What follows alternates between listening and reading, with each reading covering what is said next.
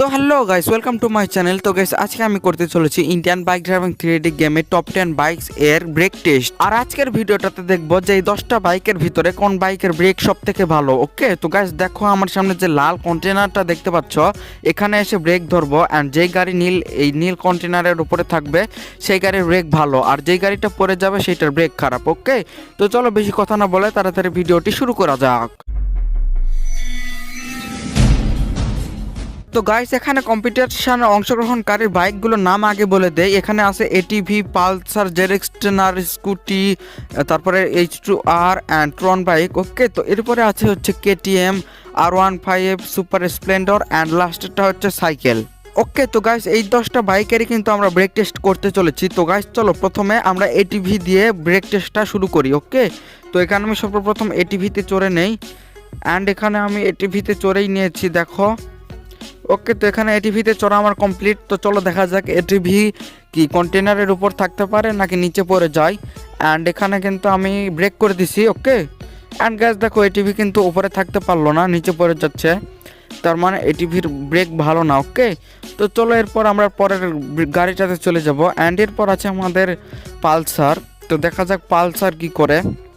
ওকে, তো এখানে কিন্তু আমি স্পিডে চালাতে শুরু করে দিছি অ্যান্ড গাইস আমি কিন্তু ব্রেক করে দিছি। তো দেখো, ও গাইস একটুর জন্য পালসারটা উপরে থাকতে পারলো না, একটুর জন্য নিচে পড়ে গেল। ওকে, তো গাইস ওকে, তো চলো এর পরের বাইকটাতে চলে যাওয়া যাক। অ্যান্ড এর পরের বাইকটা হচ্ছে জেডএক্সটেনার। তো দেখা যাক জেডএক্সটেনার কি করে। তো গাইস দেখো জেডএক্সটেনার কিন্তু স্পিড অনেক, তো দেখা যাক এটার ব্রেক ভালো নাকি খারাপ। তো আমি ব্রেক করে দিয়েছি অ্যান্ড গাইস দেখো জেডএক্সটেনার কিন্তু অল্প একটুর জন্য উপরে থাকতে পারলো না, নিচে পড়ে গেল। ওকে, তো গাইস চলো এরপরের বাইকটাতে যাওয়া যাক। অ্যান্ড গাইস এর পরের বাইকটা হচ্ছে কিন্তু বাইক না, একটা স্কুটি। ওকে, তো চলো দেখা যাক স্কুটি কি করে।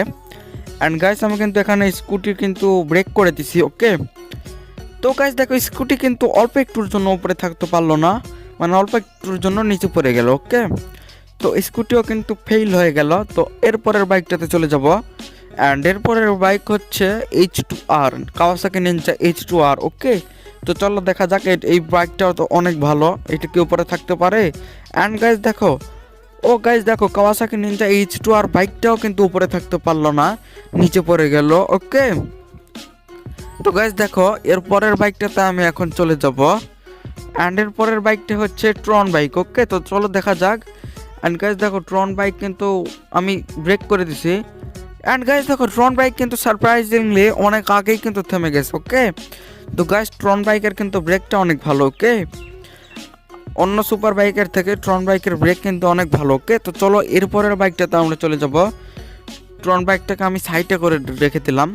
তো এরপরের বাইকটা হচ্ছে KTM। তো চলো দেখা যাক KTM কি উপরে থাকতে পারে। অ্যান্ড গাইস যেই বাইকগুলো মানে কন্টেনারের উপরে থাকবে সেইগুলো আমি ওই নীল কন্টেনারে রেখে দেবো। ওকে, অ্যান্ড গাইস দেখো এখানে কিন্তু KTMটা ফেল হয়ে গেল, ব্রেক টেস্টে পাস করতে পারলো না। অ্যান্ড গাইস এর পরের বাইকটা হচ্ছে R15। তো চলো দেখা যাক R15 কি উপরে থাকতে পারে। অ্যান্ড এখানে কিন্তু R15 এর কিন্তু অনেক স্পিড, যেমন কি দেখতেই পাচ্ছ। অ্যান্ড এখানে কিন্তু আমি ব্রেক করে দিছি। আর গাইস দেখো R15টাও কিন্তু উপরে থাকতে পারলো না, নিচে পড়ে গেল। ওকে, তো R15ও কিন্তু আমাদের এখানে পাস করতে পারলো না। তো চলো এর পরের বাইকটাতে যাওয়া যাক। অ্যান্ড এর পরের বাইকটা হচ্ছে সুপার স্প্লেন্ডর। তো গাইস চলো এরপরের এই খাটানা বাইকটাকে দিয়ে দেখিয়ে। অ্যান্ড গাইস দেখো আমি ব্রেক করে দিছি। অ্যান্ড গাইস দেখো সুপার স্প্লেন্ডর কিন্তু কন্টেনারের উপরেই আছে, এইটার ব্রেক অনেক ভালো। ওকে, তো চলো ট্রন বাইকের জায়গায় এটাকেও গিয়ে সাইড করে দেই। অ্যান্ড যেই বাইকগুলো পাস করতে পারবে সেই বাইকগুলোকে এখানে এনে সাইড করে দেবো। ওকে, তো গাইস এরপরের লাস্ট হচ্ছে আমাদের সাইকেল।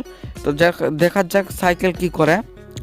অ্যান্ড গাইস দেখো সাইকেল হিসেবে কিন্তু স্পিড ভালোই আছে। ওকে, তো এখানে আমি ব্রেক করে দিছি। অ্যান্ড গাইস দেখো সাইকেলও কিন্তু আমাদের পাস করে গেল। তো গাইস দেখতে পাচ্ছ সুপার বাইকগুলো পাস করতে পারলো না, কিন্তু নর্মাল